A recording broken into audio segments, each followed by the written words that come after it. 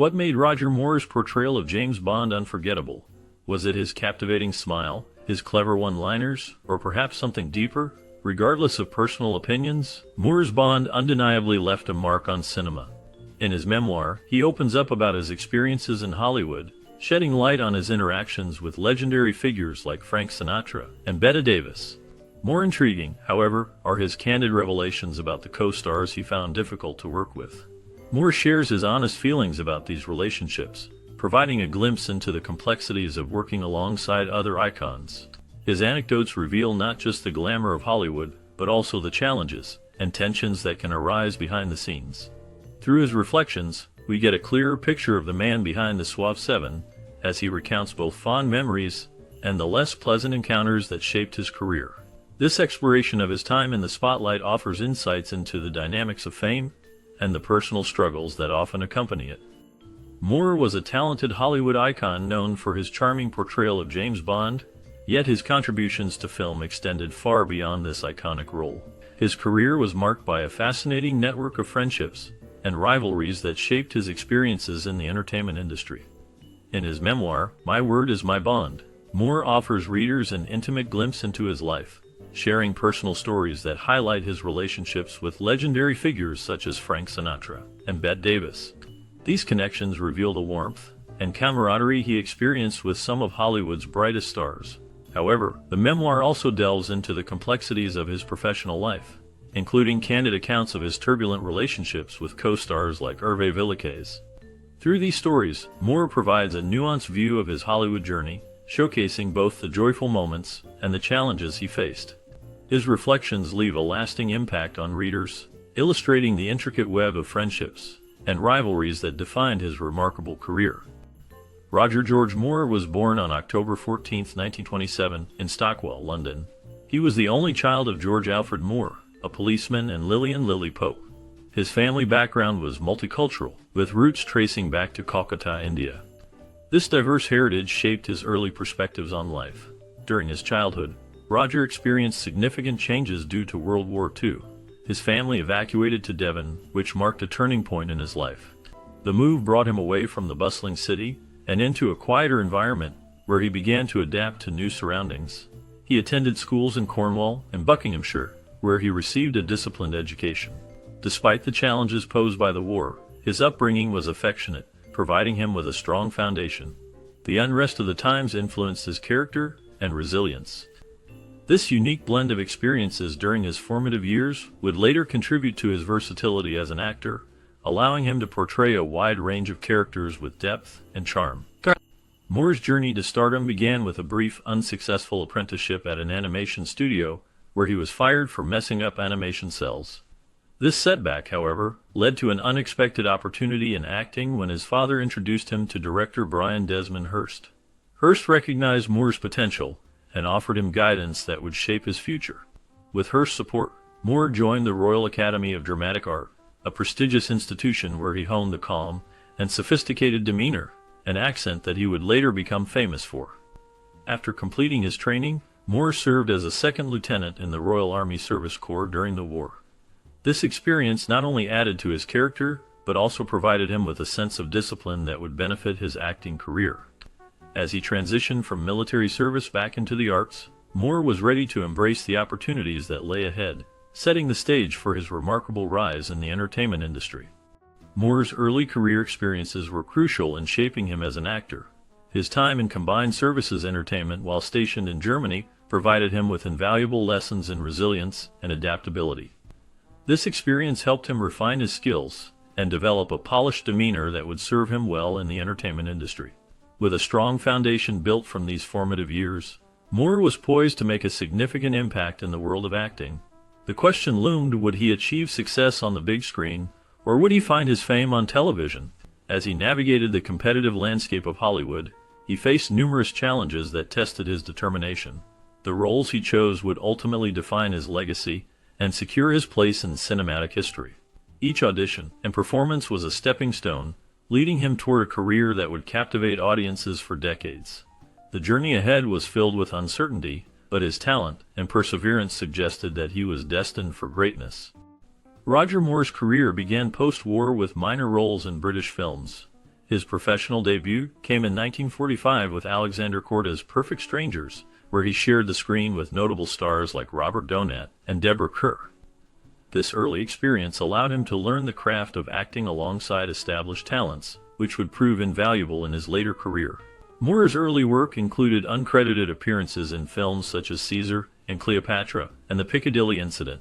These roles, though small, were significant stepping stones that introduced him to the world of cinema. His first television role was in a live broadcast of The Governance in 1949. This opportunity marked the beginning of his journey in the television industry, showcasing his ability to perform in front of a live audience. Despite his humble beginnings, these early roles laid the foundation for his future success. They provided him with the experience and exposure needed to navigate the entertainment industry, ultimately leading to a long and celebrated career in film and television. In the early 1950s, Roger Moore found himself working as a model, which led to him earning the nickname the Big Knit. This nickname came about due to his frequent appearances in advertisements for knitwear, showcasing his charm and good looks. His modeling career was a stepping stone that opened doors to the world of acting. In 1954, Moore's career took a significant turn when he signed a 7-year contract with MGM. This contract marked the beginning of a new chapter in his life. He appeared in The Last Time I Saw Paris, where he starred alongside the iconic Elizabeth Taylor. This film was a notable highlight of his early career. Moore also had significant roles in other films, such as Interrupted Melody and The King's Thief. Despite these initial successes, his time with MGM was not meant to last. It came to an abrupt end following the commercial failure of Diane in 1956, which ultimately led to the conclusion of his contract. After his early career, Roger Moore transitioned into freelance work, taking on various television roles that showcased his range as an actor. He appeared in notable productions like Ford Star Jubilee and Matinee Theater. However, his significant breakthrough came with the 1958 to 1959 series Ivanhoe, where he played the titular hero. This role allowed him to demonstrate his versatility and dedication to acting, as he performed his own stunts even while suffering injuries. His commitment to his craft did not go unnoticed, and after Ivanhoe, he signed a contract with Warner Brothers. This led him to appear in several series, including The Third Man, where he showcased his talent further. He also took leading roles in The Alaskans and Maverick, solidifying his status as a prominent figure in television during that era. Moore's ability to adapt and excel in various roles marked a significant phase in his career, paving the way for future successes. Despite his time on The Alaskans being highly demanding, and referring to it as his most appalling television series, Roger Moore's portrayal of Bo Maverick in Maverick earned him a reputation as a talented and charismatic actor. In 1962, Moore's career skyrocketed when he was cast as Simon Templar in The Saint. This role not only brought him into the spotlight, but also established his signature classy and witty style, traits he carried with him into his portrayal of James Bond. The Saint ran for 6 seasons, during which Moore directed several episodes, further developing his skills as an actor. After his work on The Saint, Moore starred in films like Crossplot and The Man Who Haunted Himself, showcasing his impressive range. He then joined Tony Curtis in The Persuaders. Despite being the highest-paid television actor at the time, Moore and Curtis reportedly did not get along, adding tension to the production. Their dynamic, however, did not overshadow Moore's growing legacy in the entertainment industry. In 1973, Roger Moore stepped into the iconic role of James Bond, making his debut in the film Live and Let Die. His interpretation of Bond was that of a seasoned, debonair playboy, which offered a stark contrast to Sean Connery's portrayal. This new take on the character brought a lighter, more humorous tone to the series, appealing to a different audience. Moore's Bond films, including The Man with the Golden Gun, The Spy Who Loved Me, and Moonraker, became massive hits at the box office. These films not only entertained millions, but also solidified Moore's place in cinematic history as one of the most memorable actors to take on the role of Seven. However, Moore's tenure as Bond was not without its challenges. He faced disagreements with co-stars and encountered creative differences with the filmmakers. Despite these hurdles, he managed to maintain his charm and charisma, which endeared him to fans around the world. Moore's ability to blend action with humor set a new standard for the franchise, allowing it to evolve while still retaining its core elements. His legacy as James Bond continues to influence how the character is perceived and portrayed in modern cinema. Following his departure from the iconic role of James Bond in 1985, Roger Moore continued to make a significant impact in the entertainment industry. He took on various roles in films such as The Cannonball Run and A View to a Kill, showcasing his versatility as an actor.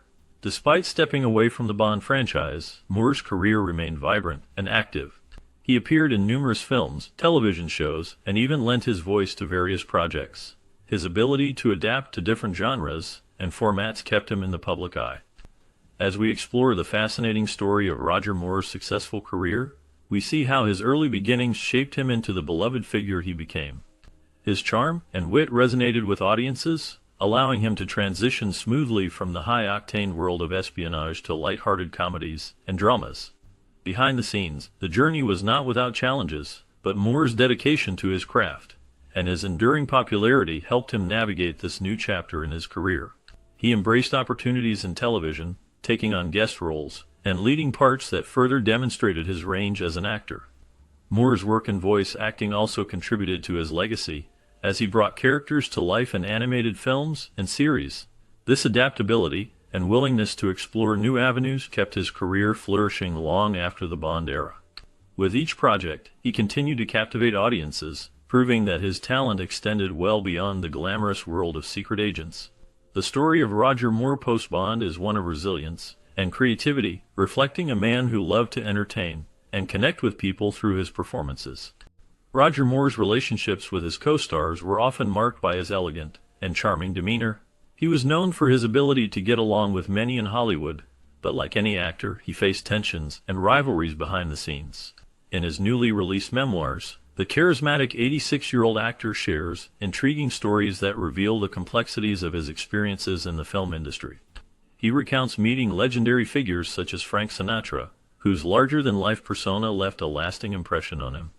Moore also shares secrets and anecdotes involving the likes of Bette Davis, showcasing the camaraderie and occasional friction that can arise in Hollywood.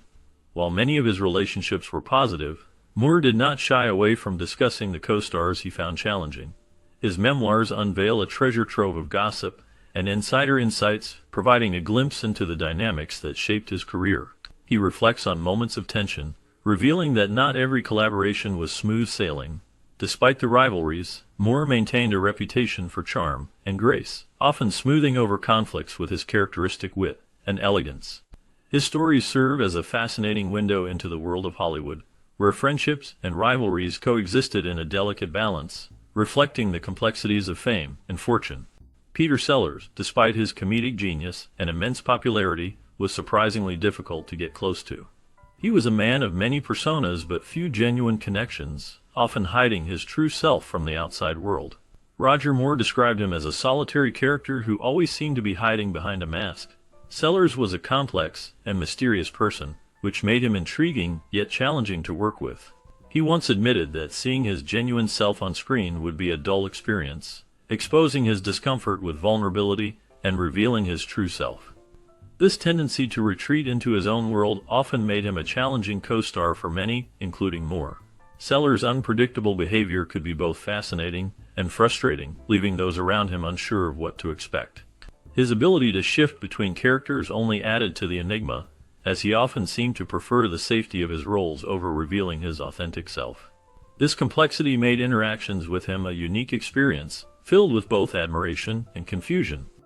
In the summer of 1970, during his honeymoon with his third wife Miranda Corey, Roger Moore found himself in the midst of a chaotic and unpredictable incident involving his friend Peter Sellers.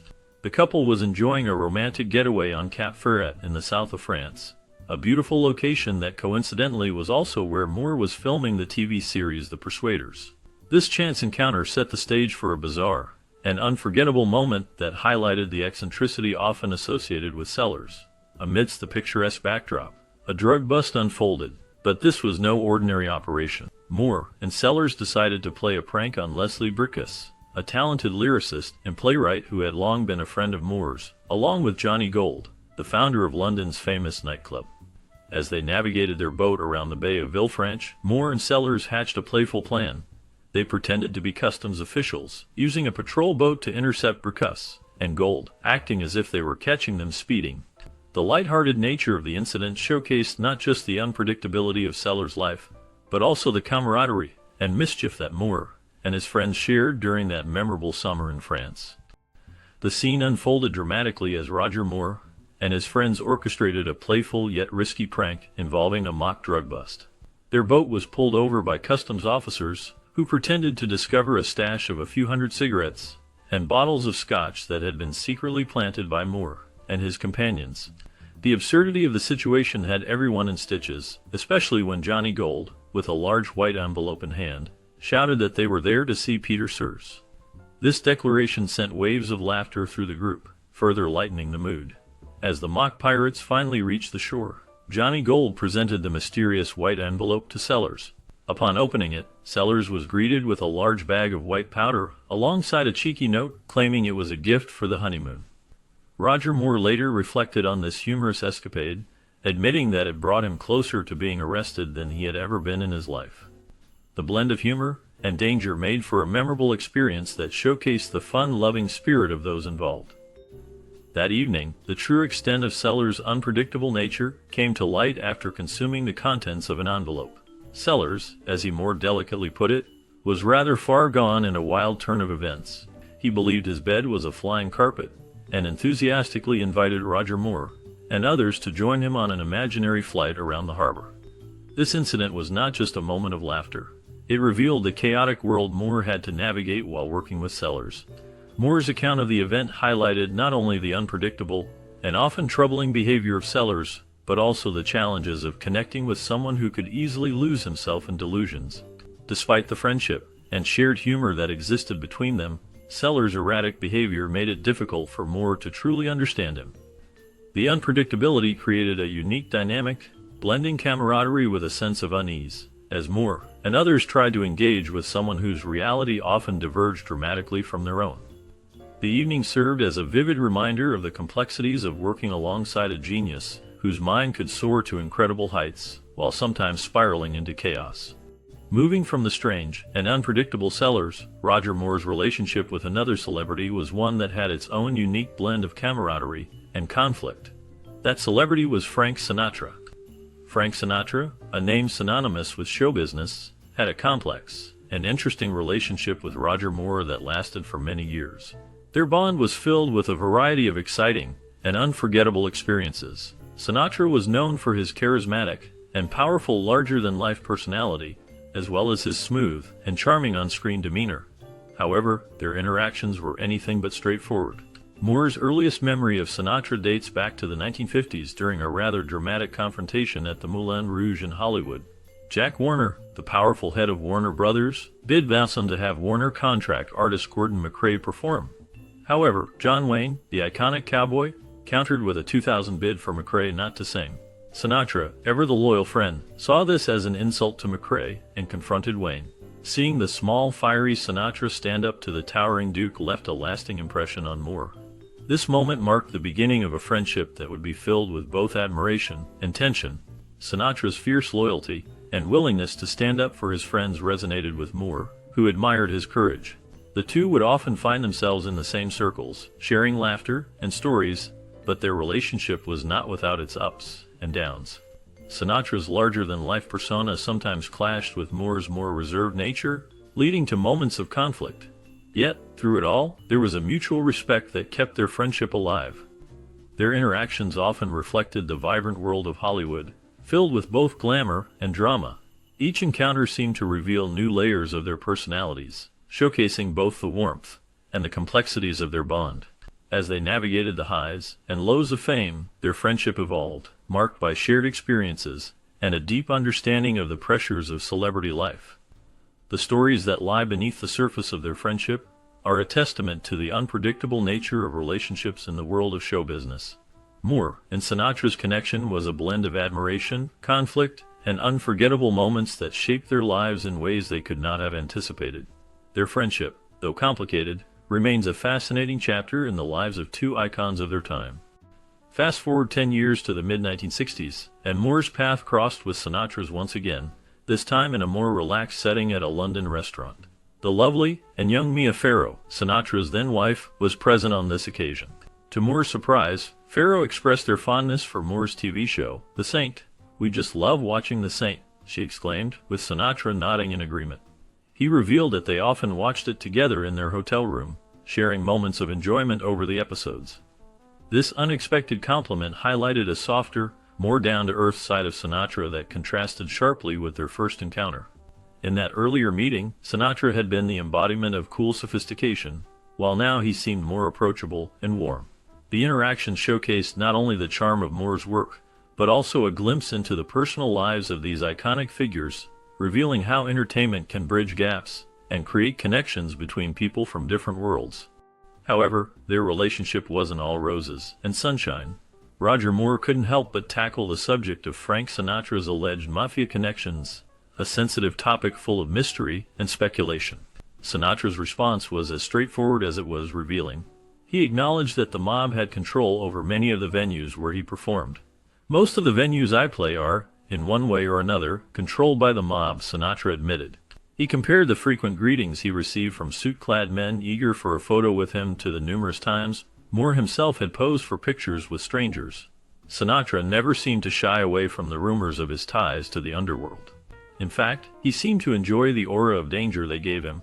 Moore observed that Sinatra did little to publicly dispel these rumors, probably understanding that they added to his charm. The interplay between Sinatra's celebrity status and the whispers of organized crime created an intriguing narrative, one that both fascinated and puzzled the public. Whether through his choice of venues or the company he kept, Sinatra's ties to the mafia became an important part of his legend, a legend that Roger Moore witnessed firsthand. Moore, a distinguished actor known for his suave roles, found himself in the orbit of Frank Sinatra during a time when the singer's connections to organized crime were both infamous and fascinating. The glitz and glamour of Hollywood often masked the darker undercurrents of the entertainment industry, and Sinatra was at the center of it all. Moore attended lavish parties and events where the presence of mob figures was not unusual. These encounters painted a vivid picture of Sinatra's world, filled with charm and danger. As Moore navigated this complex relationship, he observed the magnetic pull Sinatra had on people, both fans and powerful figures alike. The stories of Sinatra's escapades, his friendships with mobsters, and the way he seemed to dance around the law were captivating. Moore's experiences offered a unique lens through which to view the legendary singer, revealing the blend of charisma and fear that surrounded him. This connection to the mafia added a layer of intrigue to Sinatra's already remarkable career, shaping the narrative that would follow him throughout his life. Brace yourself for a story that will surprise you even further, as the next person on the list will leave you stunned. Their paths crossed on the set of the 1956 historical drama Diane, where Lana Turner, a veteran actress known for her captivating on-screen presence, shared a unique piece of advice with the young Roger Moore. Despite Moore's confidence in his abilities, having been married twice without complaints about his kissing, Turner took it upon herself to teach him the art of kissing properly. She introduced him to the nuances of passion, emphasizing the importance of connection and emotion rather than just technique. This experience left a lasting impression on Moore, as he learned that kissing was not merely a physical act, but an expression of deeper feelings. Turner's guidance was a memorable moment in his early career, showcasing her generosity and willingness to mentor a younger actor. Their interaction highlighted the camaraderie that often exists on film sets, where sharing knowledge and experiences can lead to personal growth and unforgettable memories. The lessons learned from Turner would stay with Moore throughout his career, shaping his approach to romance both on and off the screen. However, Turner's assertive nature wasn't limited to just romance scenes. She showed a fierce and independent spirit along with an unwillingness to tolerate disrespect regardless of the source. A notable example was an explosive incident involving Edward Mahan, the producer of Diane. What began as a seemingly minor disagreement dramatically blew out of proportion when Turner confronted Nyan in front of the entire cast and crew. Her outburst was so shocking that Nyan stormed off the stage, seeking refuge in Moore's trailer, where he sat visibly upset. When Moore asked why Turner had been so harsh, she provided an honest response that revealed the darker side of Hollywood's golden age sweetheart. She explained that when she first arrived on the lot, the producers treated her poorly, so now she was taking a stand against them. Turner's response served as a satirical commentary on the power dynamics and exploitation that many young actresses faced in Hollywood, highlighting the struggles behind the glamorous facade of the film industry. If you think Turner's story is touching, the next revelation about another co-star will truly shock you. Rex Harrison, renowned for his role as Professor Henry Higgins in My Fair Lady, had a reputation that was complex to say the least. While his talent and achievements on stage and screen were undeniable, his character behind the scenes had a contradictory dual nature. On one hand, Harrison was known for being temperamental and often demonstrating cruel behavior, which could be intimidating and even brutal to those around him.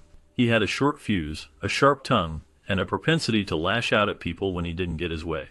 These characteristics painted a picture of a man who could be difficult to work with. Moore observed firsthand the dual nature of Harrison. There were moments when Harrison's temperamental and often cruel behavior would surface, creating a tense atmosphere. Yet, in contrast, there were unexpected moments of decency that revealed a different side of him. These glimpses of kindness and vulnerability showed that beneath the harsh exterior lay a more complex individual. This duality made Harrison a fascinating figure in the world of acting, as he navigated the fine line between genius and temperament. His legacy remains one of great talent intertwined with a challenging personality, leaving those who worked with him with stories that reflect both admiration and caution. However, the given text does not match the subject name. It seems there was a mistake in the given information. The subject name is Roger Moore, but the summary is about Harrison's reputation. I will provide the text based on the given summary. Despite his impressive portfolio of iconic roles, Harrison's reputation for being mean-spirited and difficult was well known in the industry. His reputation for being difficult to work with preceded him, earning him respect, but not necessarily love or adoration from many in the industry. His behavior was often described as demanding, critical, and sometimes even cruel, leaving a trail of bruised egos and damaged relationships in his wake. Many people who worked with him remembered his harsh words and high expectations, which sometimes made it challenging for them to perform at their best. His perfectionism was often seen as a double-edged sword, driving him to deliver outstanding performances, but also making him a nightmare to work with. As a result, many of his colleagues kept a safe distance from him, admiring his talent, but not necessarily enjoying his company. However, there was one aspect of Harrison's life that revealed a more compassionate side: his relationship with his third wife, Kay Kendall. Their marriage was marked by deep love and affection, and many people who knew them described their relationship as warm and supportive. Kay Kendall was not only his wife, but also his closest friend and confidant, and she played a significant role in helping him to manage his temper and behave more kindly towards others. During a difficult time in her life, Kay Kendall, a beloved friend of Roger Moore, faced a serious illness that tested the strength of her relationships. It was during this challenging period that Rex Harrison, known for his gruff demeanor, revealed a remarkable side of himself. Despite his tough exterior, Harrison stepped up as a dedicated caregiver for Kendall, showing an unexpected tenderness and compassion. His commitment to ensuring that she received the care and support she needed was a testament to the depth of his love and concern. This experience highlighted that even those who may seem difficult can possess a soft heart when it matters most. Harrison's actions spoke volumes, demonstrating that love can shine through in the most trying times, and that true friendship often reveals itself in moments of vulnerability and need. The bond shared between them during this time was a powerful reminder of the strength of human connection. During his time on Broadway in My Fair Lady, Harrison's complex personality became strikingly apparent. His relationship with his co-star, Julie Andrews, was fraught with tension, revealing a deep-seated animosity that he harbored towards her. This animosity was not just a passing feeling, it was deeply rooted and affected his behavior on stage. In one notable incident, Harrison insisted that he could only sing the iconic song I've Grown Accustomed to Her Face to his sick wife, Kay, who had to stand by the side of the stage during the performance. This act of defiance against Andrews was significant, as it showcased his unwillingness to acknowledge her presence, despite the producer's objections. His refusal to perform the song to Andrews highlighted not only his stubborn nature but also how deeply he was willing to let grudges affect his professional life. This incident became a defining moment in understanding Harrison's character, revealing the complexities and challenges he faced in collaborating with others in a high-pressure environment. The animosity he displayed painted a vivid picture of a man who, despite his talents, struggled with personal conflicts that overshadowed his artistic endeavors. Ironically, despite his difficult relationship with Julie Andrews and Audrey Hepburn, Harrison dedicated his 1964 Oscar for the film version of My Fair Lady to both actresses. This dedication was a surprising gesture, especially given the friction that existed between him and both women behind the scenes. With a wide smile, he delivered this acknowledgement, skillfully masking the tensions and conflicts that had marked their interactions during the production. The film adaptation of George Bernard Shaw's Pygmalion had brought together a talented cast and crew, yet the dynamics were often strained. Harrison's public recognition of Andrews and Hepburn as his two fair ladies stood out, highlighting a contrast between the public persona he presented and the private struggles he faced. This moment served as a reminder of the complexities of relationships in the entertainment industry, where the pressures of fame and creativity can lead to both collaboration and conflict. The dedication, although seemingly gracious, hinted at the underlying discord that colored their experiences during the making of the beloved film. In the mid-1960s, Roger Moore had a memorable encounter with the legendary Bette Davis at the ABPC Studios restaurant during a lunchtime break. This meeting, which took place in either 1964 or 1965, showcased Davis's characteristic confidence as she made an unexpected beeline for Moore's table. With her usual flair, she introduced herself and expressed her admiration for Moore's work on The Saint.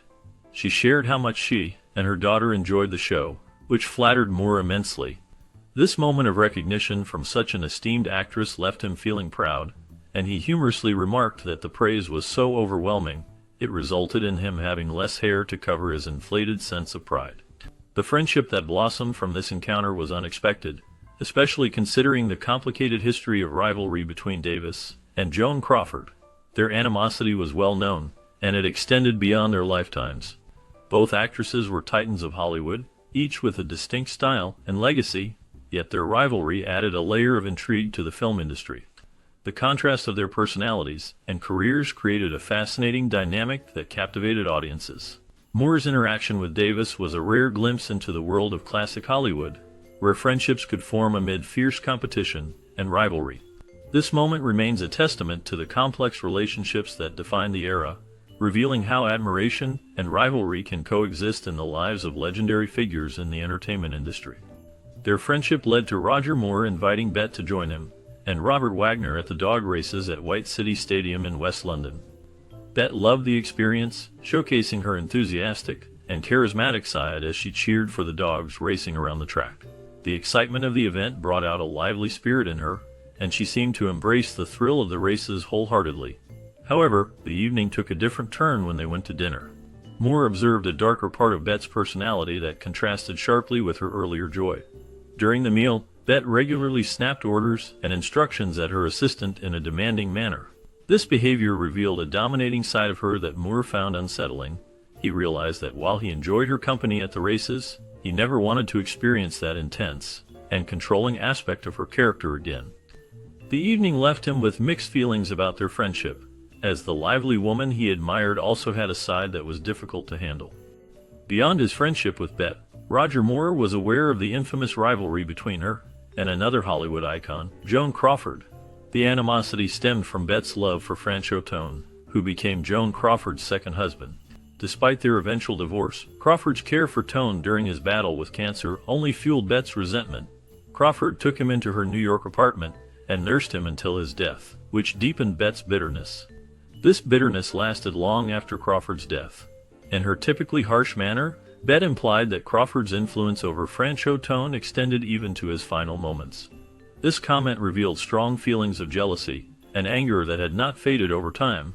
When the media questioned Bette about her continued animosity toward Crawford after her passing, she gave an iconic response with a dismissive tone.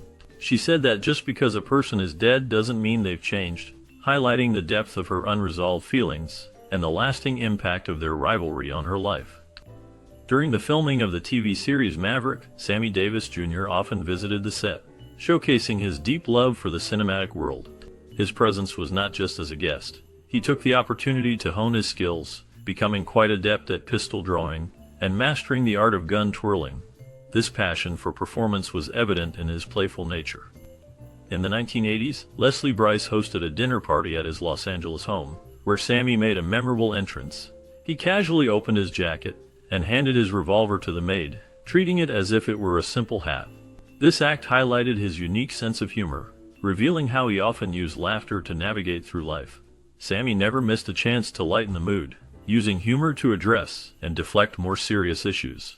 His charm and wit left a lasting impression on those around him, making him a beloved figure in both the entertainment industry and in personal circles.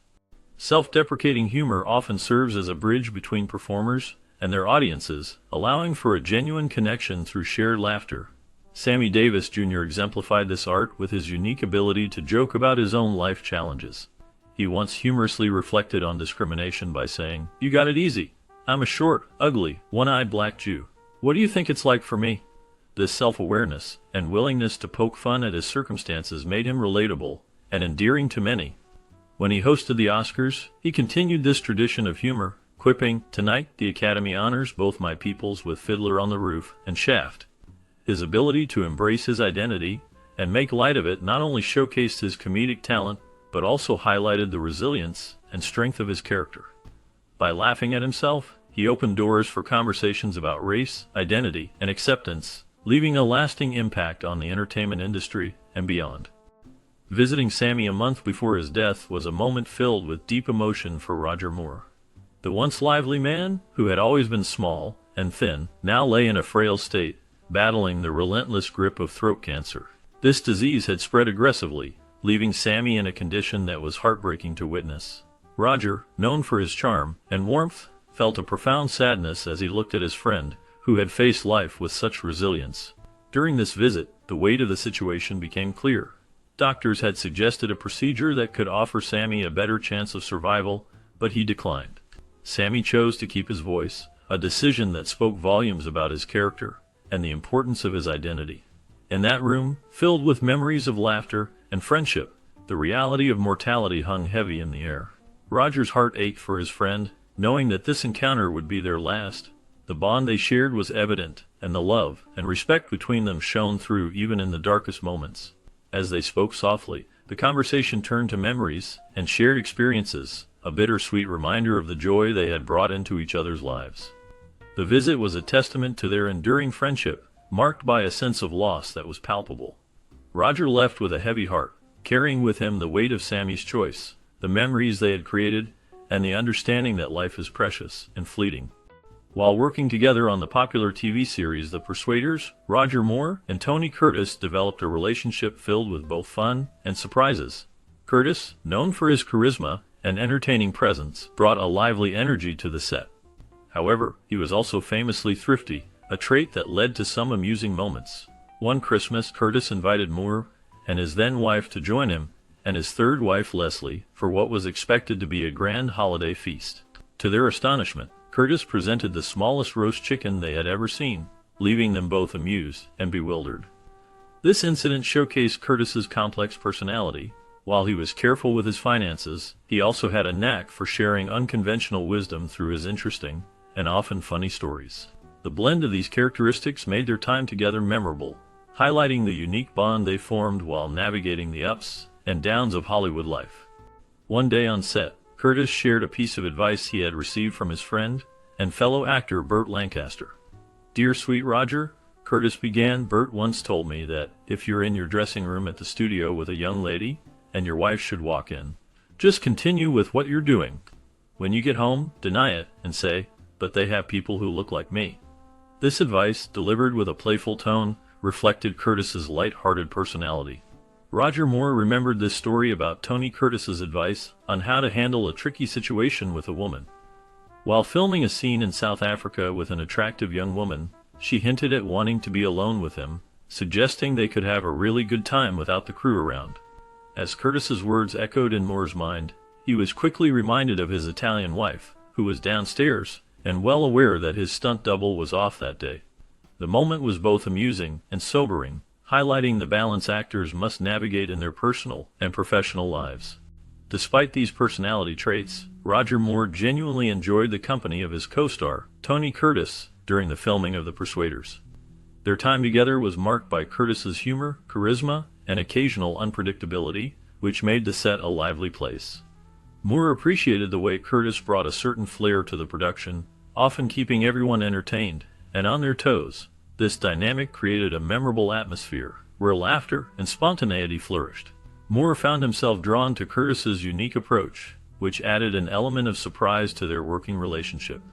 As they navigated the challenges of filming, Curtis's ability to lighten the mood proved invaluable.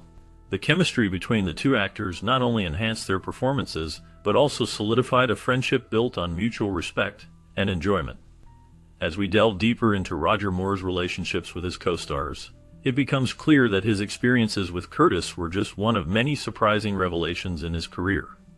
In 1961, a significant moment in cinema history took place when Albert R. Broccoli, known as Cubby, and his co-producer Harry Saltzman made a bold decision that would change the landscape of film forever. They recognized the untapped potential in Ian Fleming's popular James Bond novels.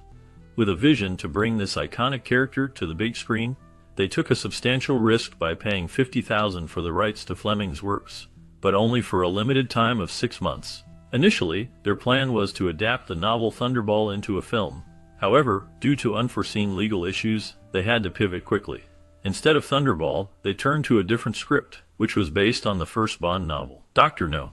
This decision led to the birth of the very first James Bond film, setting the stage for a franchise that would captivate audiences around the globe for decades.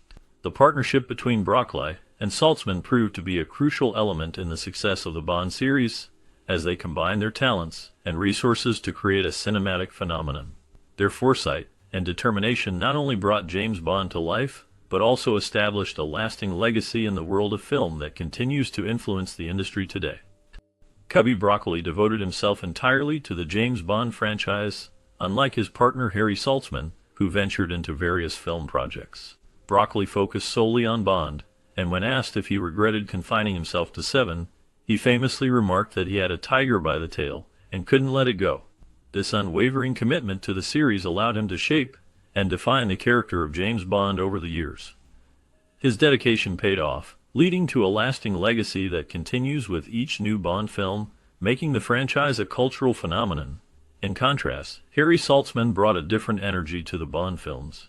Loud, brash, and extravagant, Saltzman's approach to filmmaking extended beyond the 7 franchise. He often produced other films that showcased his diverse interests, which sometimes created tension between him and Broccoli. While Broccoli was singularly focused on the success of Bond, Saltzman's inclination to diversify his projects often clashed with Broccoli's vision. This difference in approach highlighted the unique partnership they had, where Broccoli's steadfast dedication to Bond complemented Saltzman's broader cinematic ambitions. Their collaboration ultimately defined the early years of the franchise, setting a standard that would influence the direction of action and adventure films for decades. The partnership between Cubby Broccoli and Harry Saltzman was immensely successful, but fraught with tension by the time Roger Moore joined the Bond series with Live and Let Die. Their relationship was beginning to break down, prompting them to devise a system where each would independently manage alternate Bond productions. This arrangement allowed them to continue working together, albeit from a distance. Moore witnessed firsthand the growing tension between Broccoli and Saltzman. Their differing visions and personalities often led to heated arguments. One notable incident occurred when Saltzman suggested investing their profits from Goldfinger into gold itself. Cubby's practical concern about where they would keep it all highlighted just how different the two men were in their approaches. Despite the tensions, Moore held immense respect for both men. He admired Cubby's unwavering dedication to the Bond franchise and acknowledged Saltzman's passion for the craft of filmmaking. Their complex relationship was a significant backdrop during Moore's tenure as the iconic British spy. As Moore reminisced about his time with them, he noted the incredible success they achieved together, creating a franchise that continues to win the hearts of audiences worldwide. The legacy of the James Bond films, in which he played the iconic character for over a decade, remains influential. Moore often reflected on the unique style he brought to the role, blending charm and humor with action. He expressed admiration for Daniel Craig, who took on the mantle after him, calling him a tremendous Bond. Moore joked that while Craig looked capable of killing, his own portrayal of Bond might have simply hugged or bored villains to death. This light-hearted observation highlighted the differences in their interpretations of the character. Moore's Bond was known for his suave demeanor and witty one-liners, contrasting with the more intense and gritty approach of Craig. Their contributions to the franchise showcased the evolution of Bond over the years, appealing to various generations of fans. The success of the films reflects not only their individual performances, but also the collaborative effort of many talented people behind the scenes. Moore's reflections serve as a reminder of the joy and excitement the Bond series continues to bring to audiences around the globe. Grace Jones brought a striking and powerful presence to the role of Mayday in the James Bond film A View to a Kill. Her unique style and strong persona captivated audiences, but her behavior off-screen often tested the patience of her co-star, Roger Moore. Known for his gentlemanly demeanor and charm, Moore had a reputation for maintaining a positive attitude and speaking kindly of others. He held a principle that if one had nothing nice to say, it was better to remain silent. This philosophy became particularly relevant in his interactions with Jones. Despite the chemistry they shared on screen, there were hints of tension between them. Moore's ability to remain tight-lipped about their relationship spoke volumes, suggesting that not all was harmonious behind the scenes. His remark about saying nothing if one has nothing nice to say hinted at the complexities of their working relationship. This dynamic added an intriguing layer to the production, showcasing the challenges actors sometimes face when working together, even in the glamorous world of film. The contrast between their on-screen partnership and off-screen interactions remains a notable aspect of Moore's legacy in the Bond franchise. One recurring annoyance for Roger Moore was the time his leading ladies, including the talented Jones, spent fussing over their appearance between takes. It became a familiar sight on set as they would rush to their handbags, pulling out lipsticks and mirrors to touch up their makeup. This constant preening often delayed the shoot, much to Moore's frustration. He found it disruptive to the flow of filming and decided to take matters into his own hands. In an effort to cut down on these interruptions, he began hiding their lipsticks and mirrors. However, this tactic backfired as the actresses had multiple backups, ensuring that their appearance remained a priority over their performance. Despite his attempts to minimize the distractions, the ritual of makeup touch-ups continued, leaving Moore to navigate the challenges of maintaining focus while working alongside his co-stars. The balance between personal appearance and professional performance became a subtle yet ongoing tension during filming. Grace Jones was often seen with her boyfriend at the time, Dolph Lundgren. Roger Moore remembers Lundgren as a very nice guy who managed to secure a small role in his first film, thanks to director John Glenn. This role acted as a stepping stone for Lundgren, who soon gained fame for his performance in Rocky IV. Interestingly, despite this initial connection, Lundgren never reached out to Moore in his later career. The situation was further complicated by Jones's tendency to play loud music in her dressing room, which was located next to Moore's. The heavy metal music that Jones preferred frequently disturbed Moore's attempts to rest. After repeatedly asking Jones to lower the volume without success, Moore eventually lost his composure. In a moment of frustration, he stormed into Jones's room, unplugged her music, and returned to his own space. To vent his irritation, he threw a chair at the wall, leaving a permanent dent. This incident illustrates the tensions that can arise in close quarters on film sets, especially when personalities clash. The dynamic between Moore, Jones, and Lundgren reflects a unique chapter in the world of filmmaking. As they prepared for a love scene, the working relationship between Roger Moore and Grace Jones took an unexpected turn. Jones, known for her bold personality, surprised Moore by bringing a large black dildo into bed. This act was meant to be humorous, and while Moore was ever the professional, the situation clearly tested his diplomatic charm. He managed to see the humor in the act, but it was evident that working with Jones had pushed him to his limits. The contrast in their personalities became starkly apparent during this incident.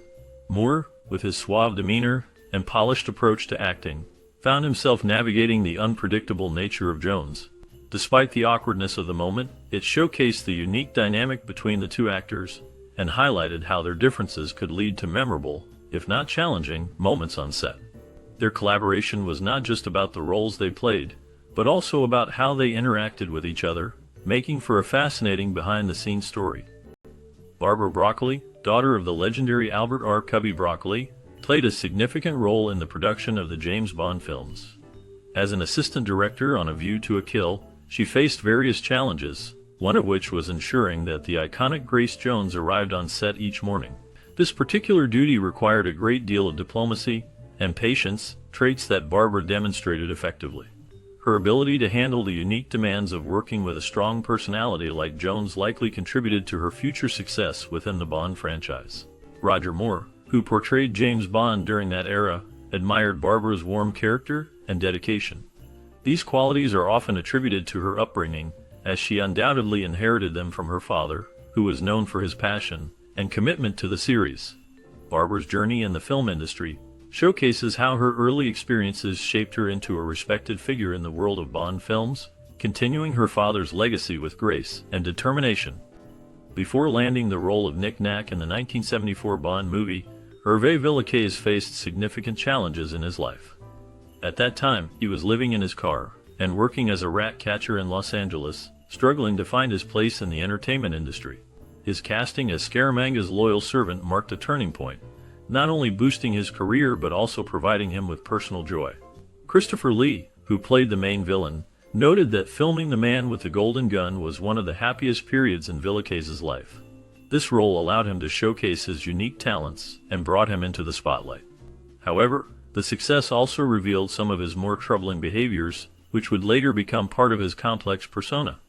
Villechaize's journey from hardship to fame illustrates the ups and downs of life in the entertainment world, highlighting both the triumphs and struggles that can come with success. Moore did not hold back when discussing Villechaize's behavior during their time working together. He recalled a specific incident where Villechaize repeatedly touched him, prompting Moore to firmly respond, "Don't touch me, you are disease." Moore clarified that his comment was not about Villechaize's physical size, but rather about his uncontrollable sexual urges. According to Moore, Villechaize exhibited an unnatural lust for women, and often boasted about his many sexual conquests, which included a significant number of prostitutes. Despite claiming to have a high number of sexual partners, Villechaize admitted that he faced rejection at times, even when he offered payment. While filming in Hong Kong, he frequently visited girly clubs, selecting women by pointing at them with a flashlight, showcasing a boldness that left Moore stunned. When Moore inquired about how many women Villechaize had been with during the shoot, Villechaize confidently claimed it was 35, illustrating his brash attitude towards relationships and intimacy. Despite his best efforts to maintain a calm demeanor, the tension between Roger Moore and Hervé Villechaize became increasingly difficult to ignore. Villechaize's behavior on the set wore Moore's patience thin over time. Moore often found himself uncomfortable due to Villechaize's persistent touching and boasting. These actions created an awkward atmosphere that made working together challenging. Moore tried to keep his cool, but Villechaize's antics pushed him to his limits. The situation escalated to a point where the tension was palpable, and Moore's frustration became evident. He eventually referred to Villechaize as a sex maniac, expressing just how fed up he was with the constant disruptions. This outburst highlighted the strain in their working relationship, revealing that even a seasoned actor like Moore could reach a breaking point when faced with such challenging behavior. The dynamic between the two actors became a notable aspect of their time together on set. Villechaize's career reached another peak when he starred as Tattoo in the hit TV series Fantasy Island. His role as the charming and enthusiastic assistant to Mr. Rourke made him a household name. Viewers loved his catchphrase, "The plane," which became iconic in popular culture. However, this success was short-lived. In 1984, Villechaize was fired from the show due to conflicts over pay and issues related to inappropriate behavior towards female cast members and crew. This marked a significant downturn in his career, as the circumstances surrounding his departure from the show cast a shadow over his reputation. Tragically, Villechaize's life ended in despair when he committed suicide in 1993. His struggles with mental health and the pressures of fame contributed to his tragic end, leaving behind a complicated legacy. The ups and downs of his life and career raise questions about the nature of fame and its impact on personal relationships and mental well-being.